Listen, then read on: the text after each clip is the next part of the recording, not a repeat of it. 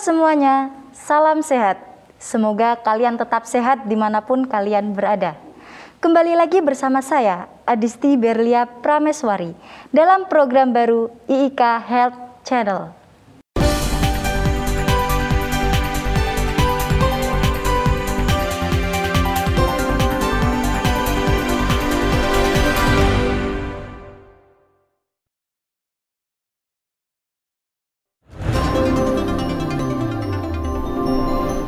Topik kali ini kita akan membahas mengenai keterkaitan COVID-19 dengan kedokteran gigi. Nah, pada kesempatan kali ini saya tidak sendirian. Saya ditemani oleh Dokter Gigi Sahat Manampin Siahaan MMRS. Salam sehat, dokter. Salam sehat, Mbak Adisti. Salam sehat juga untuk kita semua. Seperti yang kita ketahui, dok, kita berada pada masa pandemi COVID-19 ini sudah hampir 1 tahun. Nah, pandemi COVID-19 ini memaksa kita untuk belajar di rumah, bekerja di rumah, dan belajar di rumah. Sebenarnya virus COVID-19 itu sendiri seperti apa sih, dok? Oke, begini Mbak Adisti ya. Kalau kita ketahui itu virus yang kita sebut SARS-CoV-19 ya. Kalau di ininya adalah Severe Acute Respiratory Syndrome Coronavirus ya. Ini merupakan spesies baru dari coronavirus ya, coronavirus. Kalau kita ketahui informasinya itu berkembang di salah satu wilayah di Cina, di Wuhan, yang kita ketahui pada saat itu memang dari kelelawar ya.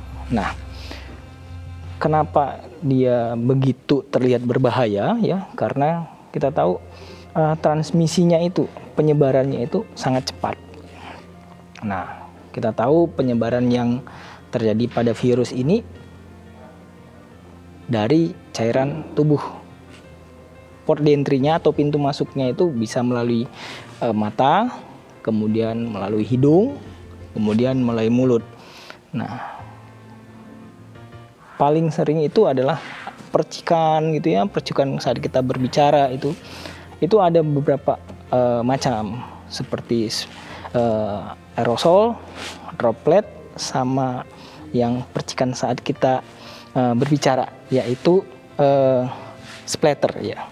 Jadi memang virus ini bisa menempel di permukaan dan relatif mempunyai daya tahan relatif lama. Cuman dia mempunyai kelemahan, dia memang tidak stabil dengan suhu-suhu yang panas ya, dan lapisannya juga sangat sensitif terhadap sabun. Jadi memang kalau dilihat dari virusnya sendiri memang gampang susah kita melakukan, karena memang sangat gampang menempel. Itu yang bisa kita ambil dari situ, Mbak Adisti. Seperti yang dokter tadi katakan, mulut merupakan salah satu pintu masuk penyebaran virus COVID-19 ini sendiri. Lalu bagaimana dengan perawatan gigi, dok?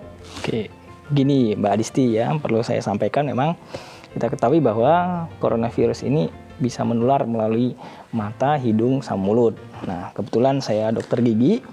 Nah, di awal pandemi memang kita para dokter gigi banyak yang tidak melakukan kegiatan praktek ya, karena kita tahu tingkat ketertularan pada masa itu dan informasi pada masa itu memang resikonya pada dokter gigi sangat tinggi, di mana dokter gigi itu menghasilkan aerosol. Aerosol itu pasti akan terjadi saat kita melakukan proses penambalan menggunakan bur. Nah, aerosol ini jika ada orang yang pada itu kita sebut OTG ya, akan bertahan di udara lebih lama, dan ini akan menyebabkan penyebaran lebih jauh. Jadi memang pada perawatan gigi kita tidak bisa menghindarkan menghasilkan aerosol.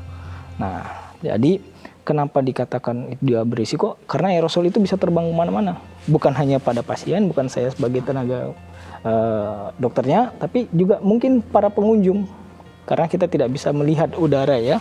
Nah, yang kedua, di samping aerosol tadi ya, itu ada juga yang namanya droplet. Droplet itu kalaupun kita tidak menggunakan bur, pasti karena virusnya berada di rongga mulut ya, pada saat dia berkumur itu akan membuang sisa kuburannya kepada sputum ya, dan ini yang harus kita perlu waspadai. Tapi karena virus ini memang tidak terlihat, jadi musuh kita tidak terlihat, maka pada saat itu memang informasi-informasi yang kita dapatkan itu masih sedikit sekali tentang virus ini, sehingga pada masa itu ada beberapa bulan dokter gigi itu melakukan adaptasi kebiasaan baru ya, mencari pola, dan harapannya memang kita bisa memberikan pelayanan kepada masyarakat kembali normal seperti biasa gitu. Jadi kalau dibilang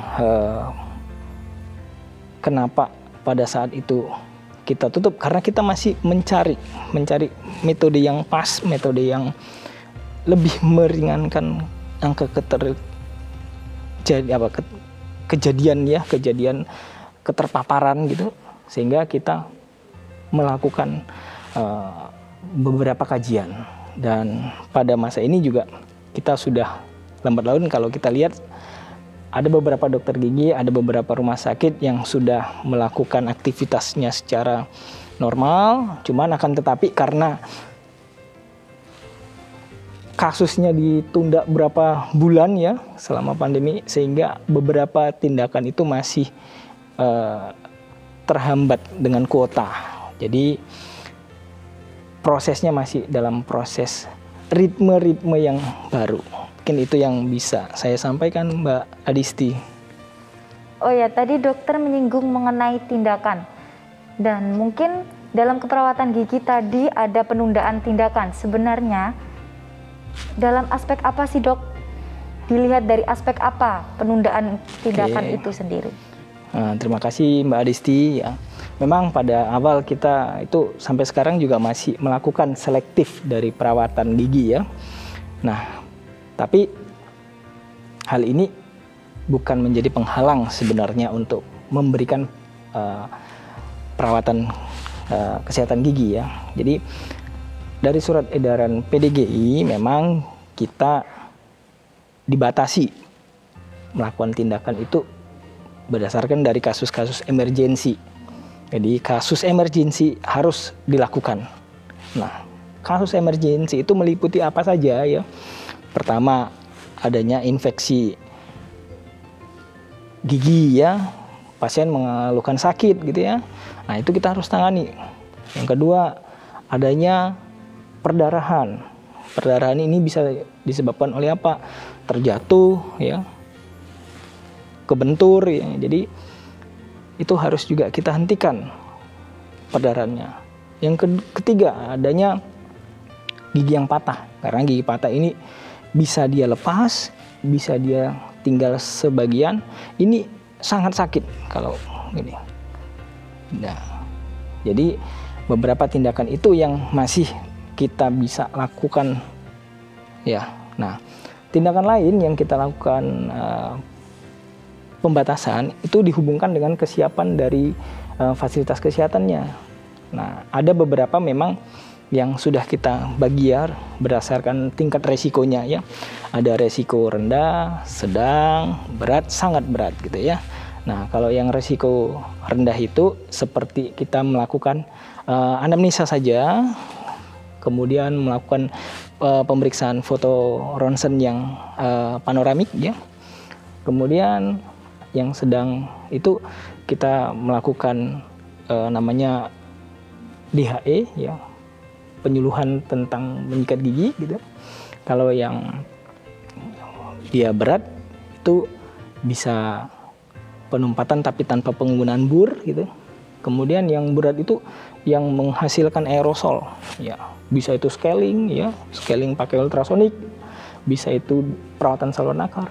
Nah, akan tapi masa sekarang ini memang sudah ada fasilitas-fasilitas kesehatan yang melengkapi ya. PDGI sebagai induk organisasi profesi sudah membuat acuan bagaimana berpraktek di era new normal, dan itu yang lambat laun kita akan penuhi agar nanti tindakan itu bisa maksimal dan pasien juga merasakan peningkatan kesehatan giginya. Tadi dokter menyampaikan mengenai upaya peningkatan kesehatan gigi pada masyarakat. Yang saya ketahui salah satunya adalah praktek. Lalu bagaimana sih dok? Hal apa saja yang harus dipersiapkan oleh dokter gigi maupun pasien dalam menghadapi era kebiasaan baru ini dok? Oke, ya kita tahu memang upaya peningkatan kesehatan gigi masyarakat tidak hanya dengan praktek ya, ada dengan cara penyuluhan. Tapi memang yang sekarang itu kendala yang betul-betul kita rasa adalah tindakan praktiknya. Nah, di buku panduan pedoman dari PDGI itu disampaikan ada beberapa hal yang perlu kita perhatikan dalam adaptasi kebiasaan baru. Khususnya di praktek, antara lain adalah pembatasan jumlah pasien hingga 50% dari jumlah kapasitas ruang tunggu. Hal ini untuk mengakomodir jaga jarak antara pasien yang kita rumuskan itu 1 meter ya. Yang selanjutnya adalah mematuhi protokol kesehatan ya. Protokol kesehatan itu mulai dari mencuci tangan, memakai masker, kemudian itu kalau di kedokteran gigi itu ada tambahan lagi batuk dengan beretika, dengan cara apa? Kita menutup mulut pada saat batuk. Tidak, kalau misalnya tidak punya tisu ya, kita gunakan siku bagian dalam gitu. Kalau kita punya tisu ya kita pegang tidak masalah. Tapi setelah kita batuk, buang tisunya tadi ke tempat sampah yang bukan dibuang sembarangan ya. Kemudian kita lakukan cuci tangan atau pakai hand sanitizer ya. Nah, yang perlu kita perhatikan pada saat kita melakukan pemeriksaan di kedokteran gigi, dokter gigi harus menyiapkan kumur pertama. Pakai antiseptik atau larutan H2O2 ya. Pasien disuruh berkumur selama 1 menit. Harapannya apa? Di situ kita memperlemah virusnya ya dengan berkumur tersebut. Nah, setelah itu kita lakukan ini penjadwalan pasien. Jadi pasien yang mau berkunjung sebelum kita lakukan tindakan, kita jadwal. Karena tadi kan sudah ada pembatasan ya. Dan kita harus memperbarui, yang terakhir adalah memperbarui alur. Alurnya itu harapannya apa? Mana tindakan yang tidak perlu tatap muka, kita selesaikan dengan tidak tatap muka. Jadi ini adalah beberapa hal-hal yang kecil yang mungkin dalam proses adaptasi kebiasaan baru itu harus kita maksimalkan. Supaya apa? Supaya kita juga bisa membantu proses pencegahan penularan penyakit, khususnya COVID-19. Lalu dok, kira-kira melakukan perawatan gigi pada masa pandemi COVID-19 ini aman atau tidak sih? Lalu kira-kira dilihat dari aspek apanya sih dok seperti itu? Oke, jadi perawatan itu aman tidak amannya kembali lagi ke kita ya. Kita harus saling menjaga gitu. Antara pasien harus jujur. Apakah dia pernah kontak atau pernah menjadi orang yang kena COVID ya, atau tidak gitu. Nah, sehingga pada saat mengisi kuesioner ya, kuesioner yang sudah diberikan itu sejujur-jujurnya. Karena kejujuran itu adalah sumber untuk kamu menyelamatkan saya menyelamatkan kamu. Gitu. Nah, yang kedua, nanti pada saat sebelum praktek tadi saya sudah sampaikan, kita akan tetap mengatur suhu ya, ngecek suhunya. Jadi kalau masih ada yang terlihat demam, jadi kita akan tunda gitu. Yang berikutnya adalah perawatan-perawatan itu masih tetap kita lakukan seleksi gitu. Jadi perawatan yang lama yang dia dikhawatirkan memakan waktu itu juga masih kita tunda. Nah, untuk kalau dikategorikan tindakan dokter ya, dokter gigi untuk ini adalah dengan cara kita harus tetap menjaga kebersihan. Jadi ruangan praktik itu kita berikan jaminan untuk selalu dibersihkan. Setiap pergantian selalu dibersihkan. Jadi kebersihan itu merupakan bagian dari jaminan untuk pasien ataupun orang yang ingin melakukan konsultasi. Jadi masa sekarang itu perawatan gigi itu sudah dikategorikan aman karena ada beberapa alat-alat yang membantu kita ya. Jadi sejauh ini ada yang namanya suction aerosol ya, yang kalau kita lihat bahwa aerosol tadi itu bisa menyebabkan penularan. Nah, suction aerosol ini kita bisa mengurangi tingkat kejadian aerosol yang di udara. Itu. Ya, yang kedua adalah pada saat kita melakukan preparasi kavitas, jangan lupa kita menggunakan yang namanya rubber dam. Rubber dam itu harga mati mutlak. Sehingga saliva yang ada itu kita bisa tutup, lokalisir gitu ya.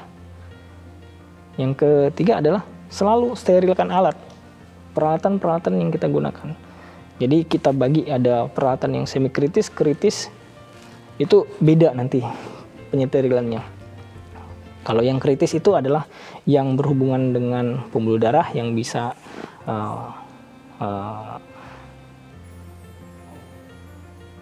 melukai jaringan, dan jaringan itu menghasilkan darah, dan ini sterilisasinya harus menggunakan autoclave, tidak hanya sebatas alkohol ya.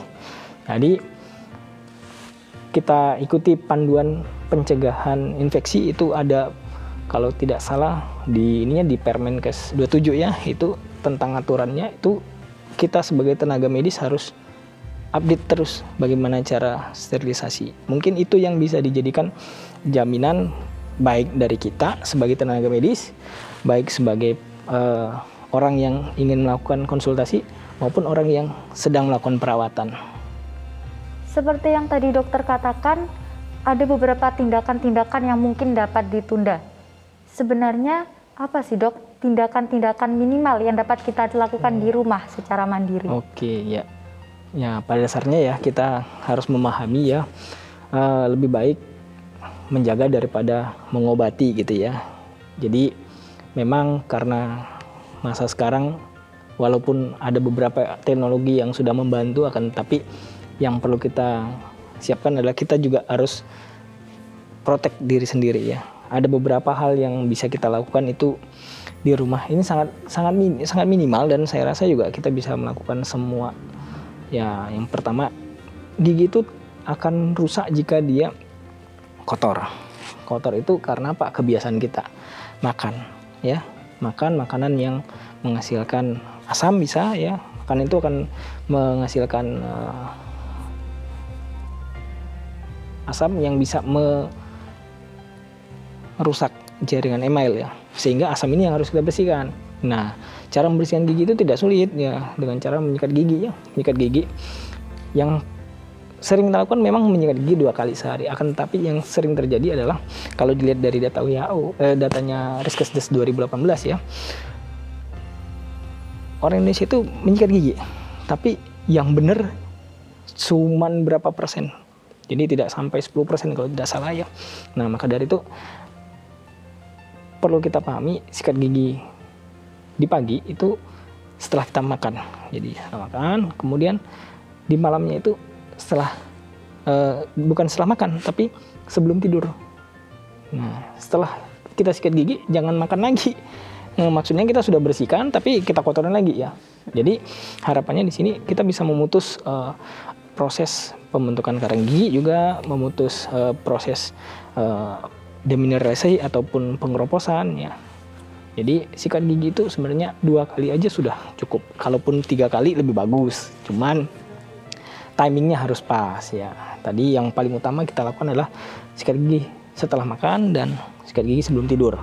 Yang selanjutnya adalah membersihkan sela-sela, karena kita tahu bahwa sikat gigi itu ada keterbatasan memang.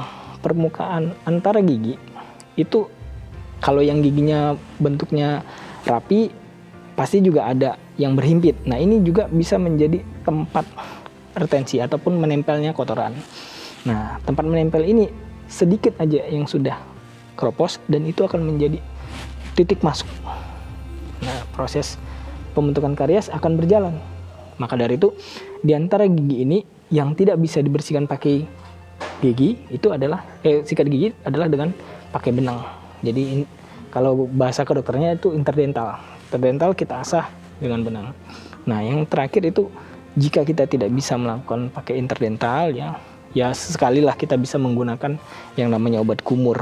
Obat kumur itu ya bisa pengganti dari sikat gigi, tapi tidak menghilangkan fungsi dari sikat gigi karena pembersihan mekanis itu lebih, kalau dilihat dari ini hasilnya memang lebih maksimal ya. Kalau obat kumur itu saat kita memang posisinya tidak bisa menyikat gigi. Terkadang biasanya kalau kita misalnya di kampus ya ataupun di tempat kerja pas makan siang kita susah untuk sikat gigi, ya udah pakai kumur aja. Tapi tidak terlalu sering karena nanti khawatirnya juga akan mempengaruhi flora normal rongga mulutnya. Jadi ini adalah hal-hal yang minimal yang harus kita pahami ya. Jadi proses pembentukan karies itu kita bisa cegah dengan apa? Ya dengan tadi pembersihan. Jangan sampai adanya sisa makanan yang mengendap menghasilkan asam. Asam ini nanti yang akan menjadikan pengeroposan emalnya. Nah, kalau emal sudah rapuh dan ini akan cepat untuk menjadi lubang atau karies. Tidak terasa kita sudah berada pada ujung topik pembicaraan kita pada kesempatan ini. Nah, pesan apa yang ingin dokter sampaikan kepada kita semua? Baik, terima kasih Mbak Adisti ya. Yang perlu saya tekankan adalah pada kesempatan ini perawatan gigi di masa kebiasaan baru aman. Yang kedua, tetap patuhi protokol kesehatan. Jangan berkerumun, tetap pakai masker, cuci tangan ya. Yang ketiga ya, lebih baik mencegah daripada mengobati. Kita lakukan perawatan gigi yang paling minimal yang bisa kita lakukan di rumah. Dengan apa? Dengan mengubah perilaku yang sikat gigi keliru sehingga kita bisa dapat mencegah kejadian karies dan mencegah kita sakit gigi sehingga nanti akan meningkatkan derajat kesehatan gigi dan mulut. Mungkin itu yang bisa saya sampaikan. Saya kembalikan ke Mbak Adisti. Terima kasih kepada Dr. Sahat atas waktu dan ilmu yang telah disampaikan.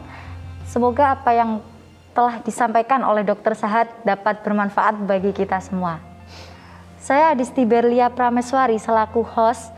Mohon maaf apabila ada kesalahan. Saya pamit undur diri. Sampai jumpa di episode selanjutnya. Salam sehat.